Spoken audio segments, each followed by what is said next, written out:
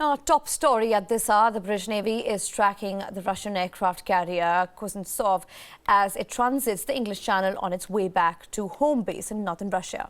Reports quoting the British Defence Ministry said that Kuznetsov, with 40 fighter jets on board, was being accompanied by a nuclear-powered battle cruiser. Now, Britain, among other Western countries, have been critical of Russia's role in Syria, a reflection of the fact that the West has been largely sidelined in the Syrian conflict. Now, the Kuznetsov is Russia's sole aircraft carrier, and the Syrian conflict is seen as not only a reassertion of Russia's role in the Arab world, but also a display of Russian military might. Mandy, what message is the British Navy trying to send across with this?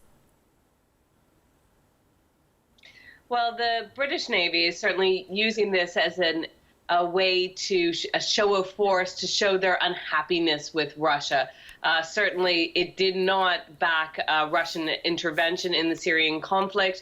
This is an aircraft carrier. Now, the aircraft carrier obviously carries planes, and those planes were used for the bombing runs that the U.S. were so critical of, those air raids that the U.S. says they had targeted civilians.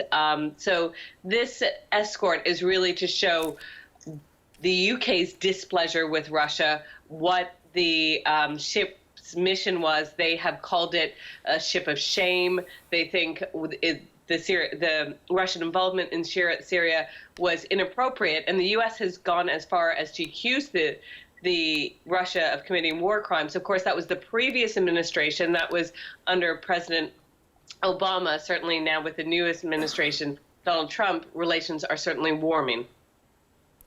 Right, and in retaliation, Russia is calling it a cheap stunt. And do you expect the standoff to escalate further?